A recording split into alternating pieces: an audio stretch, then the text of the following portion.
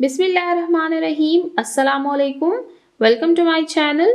आज की वीडियो में हम अफाक्सन सीरीज ग्रेड 3 इंग्लिश बुक का रिव्यू 3 पढ़ेंगे।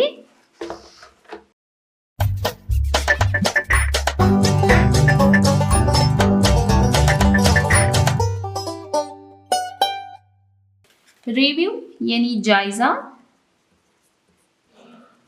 या नजरसानी।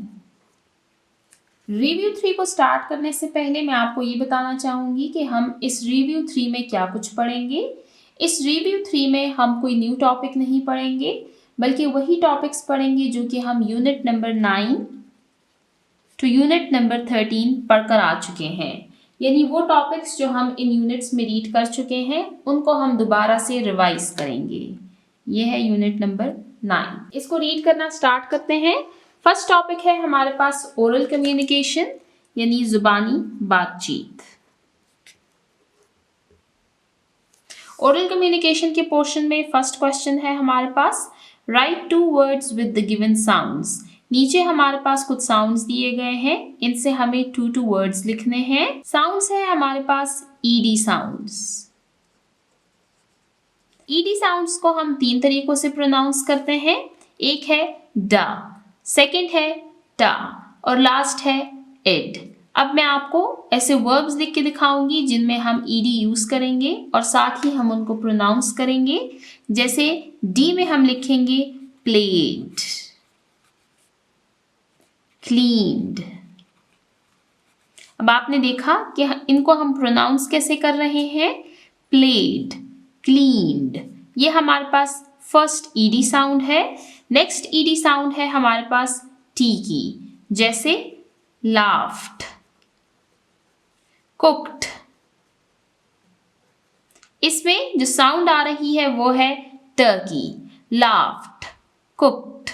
लास्ट है हमारे पास इड, जैसे वांटेड, नीडेड। तो यहाँ पर हमने ईडी साउंड्स के बारे में पढ़ा कि ईडी साउंड्स हमारे पास 3 तरीकों से प्रोनाउंस होती हैं और हमने फिर उनके अकॉर्डिंग वर्ड्स को लिखा। यहाँ पर हमारा क्वेश्चन नंबर 1 एंड होता है। अब रीड करते हैं क्वेश्चन नंबर 2 को। Question number 2, read the given words and divide them into their syllables. नीचे कुछ वर्ड्स दिए गए हैं, इनको हमें रीड करना है और उनके सिलेबल्स में इनको डिवाइड करना है। अब सिलेबल्स क्या है? सिलेबल्स अल्फाज के वो हिस्से हैं जिनमें कम से कम एक वॉवल शामिल होता है। यानी जो वर्ड होता है उनमें जब कोई वॉवल आ जाता है तो वहां पर हम उस साउंड को तोड़ देते हैं, उस लफ्ज को हम डिवाइड कर देते हैं। For example favourite, it.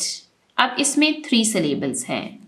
Next है इम्पॉर्टेंट, इम्पॉर्टेंट। अब इसमें है हमारे पास 3 सिलेबल, इम्पॉर्टेंट।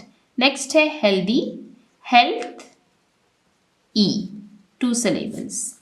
अराउंड, अ round, 2 syllables. Injury, injury, 3 syllables. Recycle, recycle, 3 syllables. तो हमने दिए हुए वर्ड्स को उनके सिलेबल्स में डिवाइड किया। यहाँ पर हमारा क्वेश्चन नंबर 2 एंड होता है। क्वेश्चन नंबर 3 को रीड करते हैं। Share some expressions uses to share joy and anger.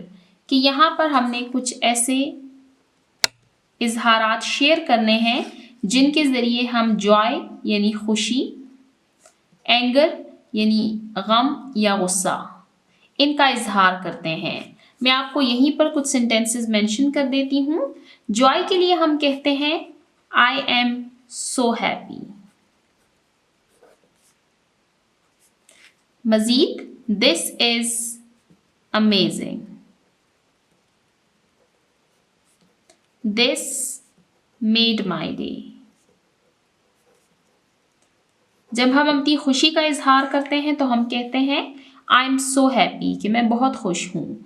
This is amazing, ये शानदार है। दिस मेड माई डे, इसने मेरा दिन बना दिया। अब हम अपने एंगर यानी गम और गुस्से का इजहार कैसे करते हैं? This is so frustrating.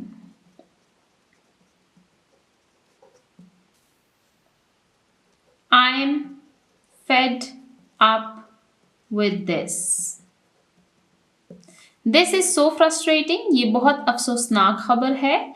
I am fed up with this. मैं इन सब से तंग आ गई हूँ। तो यहाँ पर मैंने आपके सामने कुछ ऐसे एक्सप्रेशंस मेंशन किए हैं जिनसे हम अपने जॉय और एंगर यानी गम और गुस्से का इजहार करते हैं। यहाँ पर हमारा ओरल कम्युनिकेशन का पोर्शन एंड होता है। अब हम सेकंड पोर्शन स्टार्ट करते हैं जो कि है reading and critical thinking. First question को रीड करते हैं। Look at the given clocks, दिए हुए घड़ियों की तरफ देखिए एंड राइट द टाइम और वक्त लिखिए। तो हमारे पास 2 क्लॉक्स दिए गए हैं। अब हम देखते हैं कि इनमें क्या टाइम हो रहा है। तो फर्स्ट क्लॉक में 3 o'clock है, तो हम लिखेंगे 3 and 00 यानी मिनट्स यहाँ पर 0 हैं। 3 o'clock।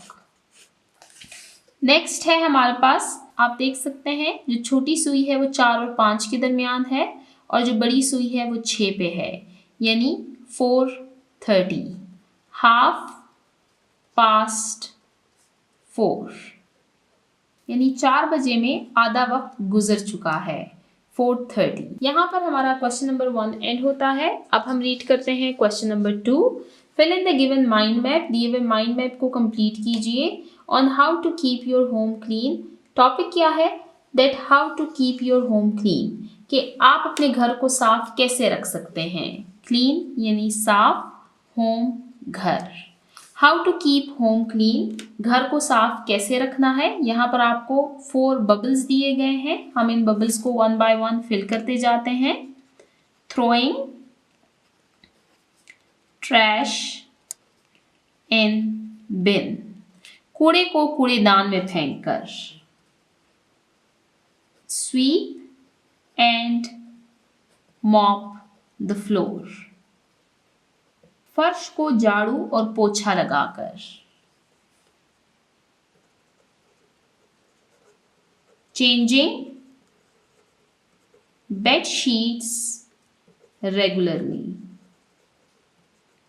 बाकायदगी से बेडशीट्स को चेंज करना। और लास्ट हम लिखेंगे to put items back in their place, कि चीज़ों को वापस अपनी जगह पर रखना। तो यहाँ पर हमने 4 वेज देखे हैं, यानी 4 तरीके देखे हैं। थ्रोइंग ट्रैश इन बिन, कूड़े को कूड़ेदान में फेंकना। SVEEP and mop the floor, फर्श को झाड़ू और पोछा लगाना। चेंजिंग बेडशीट्स रेगुलरली, बेडशीट्स को बाकायदगी से चेंज करना। To put items back in their place, चीज़ों को वापस अपनी जगह में रखना। आप मुझे कमेंट सेक्शन में बताइए कि आप अपने घर को साफ कैसे रखते हैं। अब हम चलते हैं नेक्स्ट पेज नंबर 118 की तरफ।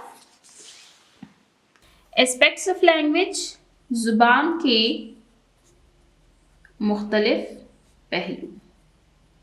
एस्पेक्ट्स ऑफ लैंग्वेज के पोर्शन में फर्स्ट क्वेश्चन है हमारे पास। रीड द गिवन सेंटेंसेस, दिए हुए सेंटेंसेस को पढ़िए and circle the correct word from the given homophones.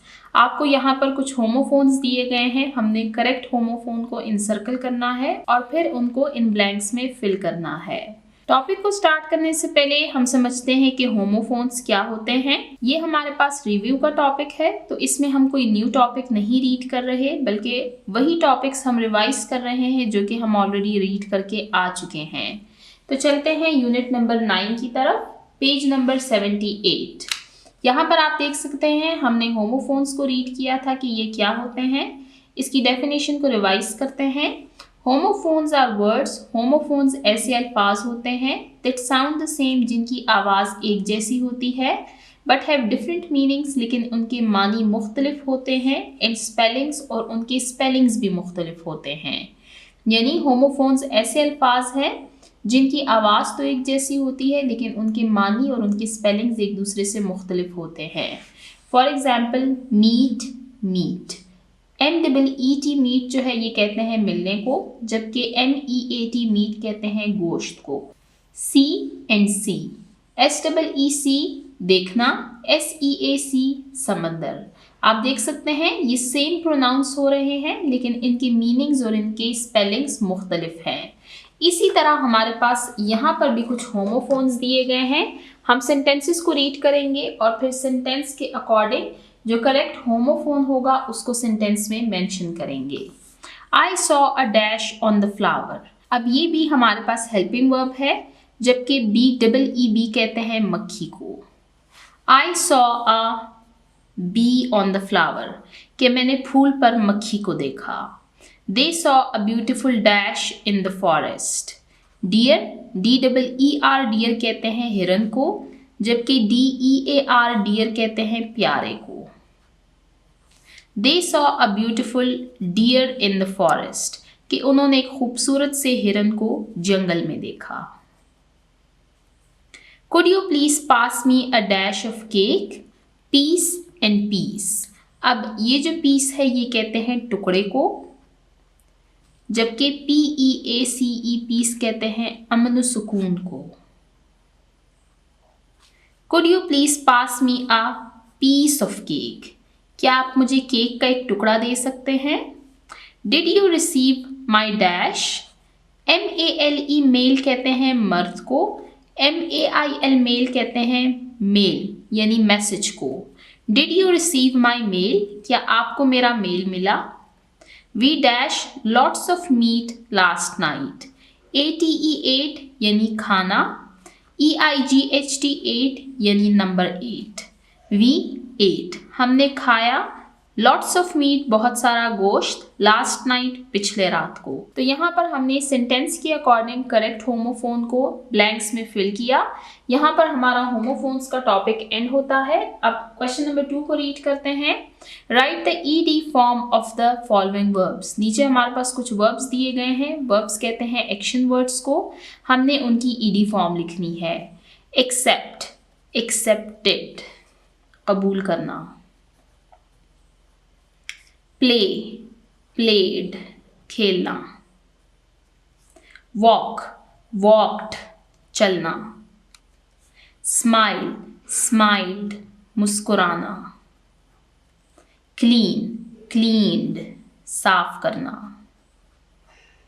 तो यहाँ पर आपने देखा कि हमने ED को ऐड किया है, स्माइल के साथ ऑलरेडी E था तो हमने सिर्फ D को ऐड किया है। ये हमारे पास रेगुलर वर्ब्स दिए गए थे। रेगुलर वर्ब्स ऐसे वर्ब्स होते हैं जिनके साथ जब हम ED लगाएं तो उनकी सेकंड फॉर्म बन जाती है, जबकि इर्रेगुलर वर्ब्स ऐसे वर्ब्स को कहा जाता है जिनके साथ हम ED लगाने से उनकी सेकंड फॉर्म नहीं बना सकते। तो ये सारे हमारे पास थे रेगुलर वर्ब्स। यहाँ पर हमारा क्वेश्चन नंबर 2 एंड होता है। अब हम क्वेश्चन नंबर 3 को रीड करते हैं। Question number 3, right sentences with the given position words. नीचे आपको कुछ पोजीशन वर्ड्स दिए गए हैं, इनको हमने सेंटेंसेस में यूज करना है। फर्स्ट है अंडर, बिहाइंड, ओवर। अंडर से सेंटेंस लिखते हैं, the cat is hiding under the table. कि बिल्ली टेबल के नीचे छुप रही है। अब कैट की पोजीशन को दिखाया गया है कि कैट कहाँ पर है, वो टेबल के नीचे है यानी अंडर द टेबल। नेक्स्ट है behind, the dog is sitting behind the fence. The dog is sitting behind the fence कि कुत्ता बाड़ के पीछे बैठा हुआ है। बिहाइंड यानी पीछे। डॉग की पोजीशन को दिखाया गया है कि वो कहाँ पर है, वो बाड़ के पीछे बैठा हुआ है। नेक्स्ट है over, the bird is flying over the trees कि परिंदे दरख्तों के ऊपर से उड़ रहे हैं। ओवर यानी किसी चीज के ऊपर। The bird is flying over the trees. Bird की पोजीशन को दिखाया गया है कि वो कहाँ पर उड़ रहे हैं, they are flying over the trees, वो दरख्तों के ऊपर उड़ रहे हैं। यहाँ पर हमारा क्वेश्चन नंबर 3 एंड होता है। अब रीड करते हैं क्वेश्चन नंबर 4 को। Write a sentence for each given tense. नीचे आपको टेंसेस दिए गए हैं और हमने इन टेंसेस के अकॉर्डिंग एक एक सेंटेंस लिखना है। हम यहाँ पर वही सेंटेंसेस लिखते हैं जो कि हम ऑलरेडी रीड करके आ चुके हैं। फर्स्ट टेंस हमें दिया गया है सिंपल प्रेजेंट टेंस यानी फेल, हाल का ज़माना। सिंपल प्रेजेंट टेंस को हमने रीड किया था पेज नंबर 95 पर, वहीं से इसको रीड करते हैं। तो सिंपल प्रेजेंट टेंस है हमारे पास he plays cricket in the ground, कि वो ग्राउंड में क्रिकेट खेलता है। अब इस सेंटेंस का स्ट्रक्चर यानी इसकी बनावट में हमने क्या क्या लिखा है। हमने सबसे पहले लिखा है सब्जेक्ट, फिर हमने वर्ब की फर्स्ट फॉर्म के साथ एस या ईएस ऐड करते हैं, तो यहाँ पर हमने एस ऐड किया है। क्रिकेट हमारे पास ऑब्जेक्ट है, इन the ground, he plays cricket in the ground.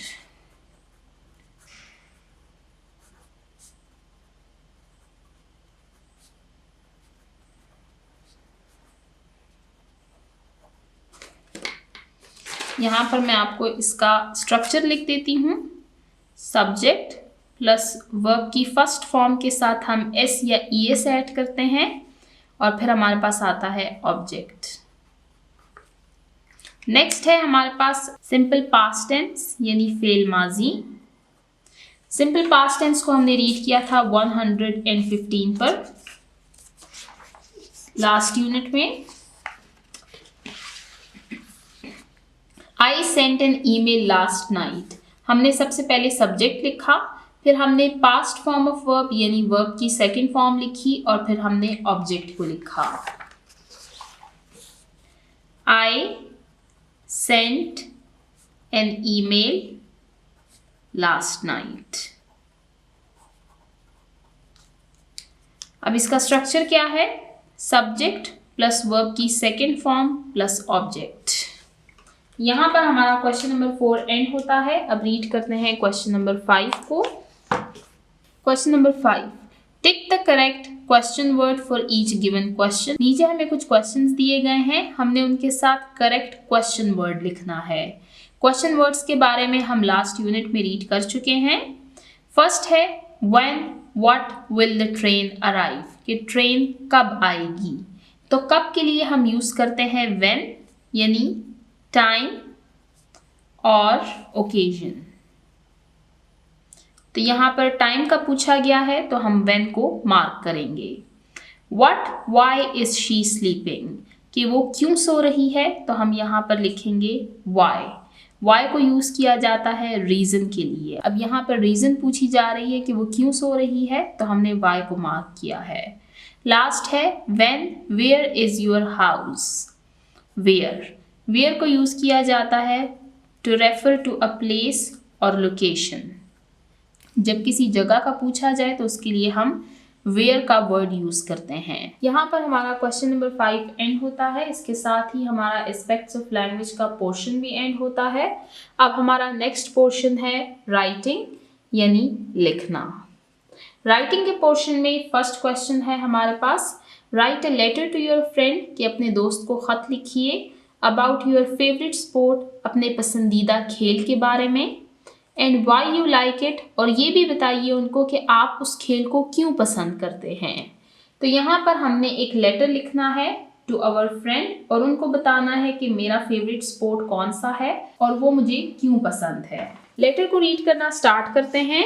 Review 3, writing. Write a letter to your friend about your favourite sport and why you like it, कि अपने दोस्त को खत लिखिए और उनको बताइए कि आपका पसंदीदा खेल कौन सा है और वो आपका पसंदीदा खेल क्यों है, उसकी रीज़न भी आपने उनको बतानी है। तो सबसे पहले हम लिखेंगे address 430D Jamal street Islamabad, फिर हम मेंशन करेंगे डेट।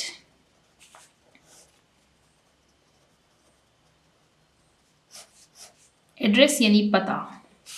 डियर आयशा, प्यारी Ayesha, I hope you are doing well, मुझे उम्मीद है कि आप खैरियत से होंगी। I want to tell you, मैं आपको बताना चाहती हूँ, अबाउट माई फेवरेट स्पोर्ट, अपने पसंदीदा खेल के बारे में। आई लव प्लेइंग फुटबॉल, मुझे फुटबॉल खेलना बहुत पसंद है। It is so much fun, ये बहुत मज़ेदार होता है। टू रन, भागना। एंड किक द बॉल, और बॉल को मारना। आई लाइक इट, मुझे ये पसंद है। बिकॉज, क्योंकि। I can play it with my friends, क्योंकि मैं इसको अपने दोस्तों के साथ खेल सकती हूँ। And we always have a good time, और इसको खेलते वक्त हमारा वक्त बहुत अच्छा गुजरता है। I also enjoy scoring goals, और मुझे गोल बनाना भी पसंद है। What is your favorite sport? आपका पसंदीदा खेल कौन सा है? I would love to know, मुझे जानकर बहुत खुशी होगी।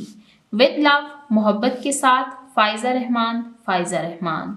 तो यहाँ पर हमने इस लेटर को रीड किया जो कि हमने अपने फ्रेंड को लिखा है और उनको बताया है अबाउट आवर फेवरेट स्पोर्ट, और उसकी रीज़न भी बताई है कि वो हमारा फेवरेट स्पोर्ट क्यों है। लेटर को दोबारा से रीड करते हैं। 430D जमाल स्ट्रीट, इस्लामाबाद, जून 1, 2024। यहाँ पर हमने एड्रेस को मेंशन किया है और डेट को मेंशन किया है। एड्रेस हमने कौन सा मेंशन किया है? जिनको हम लेटर भेज रहे हैं उनका एड्रेस हमने मेंशन किया है। डियर आयशा, प्यारी Ayesha, I hope you are doing well. उम्मीद है आप खैरियत से होंगी। I want to tell you about my favourite sport. मैं आपको अपने पसंदीदा खेल के बारे में बताना चाहती हूँ। I love playing football. मुझे फुटबॉल खेलना बहुत पसंद है। It is so much fun to run and kick the ball. ये बहुत मज़ेदार होता है जब मैं भागती हूँ और बॉल को मारती हूँ। I like it because I can play it with my friends and we always have a good time. मुझे ये खेल इसलिए पसंद है क्योंकि इसको मैं अपने दोस्तों के साथ खेल सकती हूँ और इसको खेलना हम हमेशा इंजॉय करते हैं। I also enjoy scoring goals, और मुझे गोल बनाना भी पसंद है। What is your favorite sport? आपका पसंदीदा खेल कौन सा है? I would love to know, मुझे जानकर बहुत खुशी होगी। With love, मोहब्बत के साथ, फाइजा रहमान, फाइजा रहमान। तो यहाँ पर हमारा क्वेश्चन नंबर 1 एंड होता है। अब रीड करते हैं क्वेश्चन नंबर 2 को। Write a descriptive paragraph on my best friend. हमने एक डिस्क्रिप्टिव पैराग्राफ लिखना है। टॉपिक है हमारे पास my best friend. Review 3 descriptive paragraph my best friend. Descriptive paragraph और नरेटिव पैराग्राफ के बारे में हम ऑलरेडी रीड कर चुके हैं। डिस्क्रिप्टिव पैराग्राफ ऐसा पैराग्राफ होता है जिसमें हम किसी शख्स, जगह, चीज़ या जानवर को बयान करते हैं, यानी उनकी तारीफ करते हैं या उनकी पर्सनालिटी को डिस्क्राइब करते हैं। हमारे पास टॉपिक है माई बेस्ट फ्रेंड, यानी मेरा पसंदीदा दोस्त। माई best friend is dash.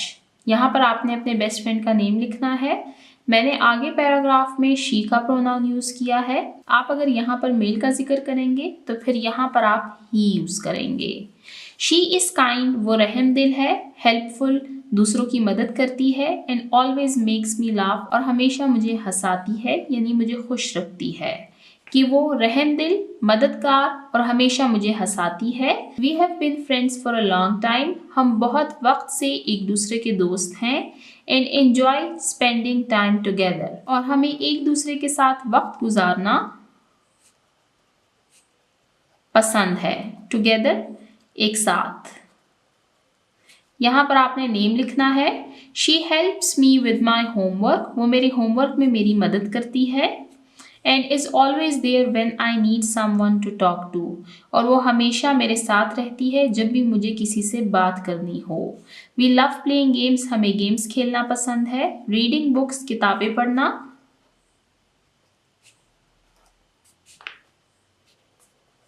And going to the park, और पार्क जाना, कि हमें गेम्स खेलना, किताबें पढ़ना और पार्क जाना पसंद है। आई एम लकी, मैं खुशकिस्मत हूँ। To have her as my best friend, कि वो मेरी बेहतरीन दोस्त है। कि मैं खुशकिस्मत हूँ कि वो मेरी दोस्त है। तो यहाँ पर हमने डिस्क्रिप्टिव पैराग्राफ रीड किया जिसमें हमने माई बेस्ट फ्रेंड यानी एक पर्सनैलिटी को डिस्क्राइब किया। पैराग्राफ को दोबारा से रीड करते हैं। माई best friend is dash, she is kind, helpful and always makes me laugh. We have been friends for a long time and enjoy spending time together. She helps me with my homework and is always there when I need someone to talk to. We love playing games, reading books and going to the park.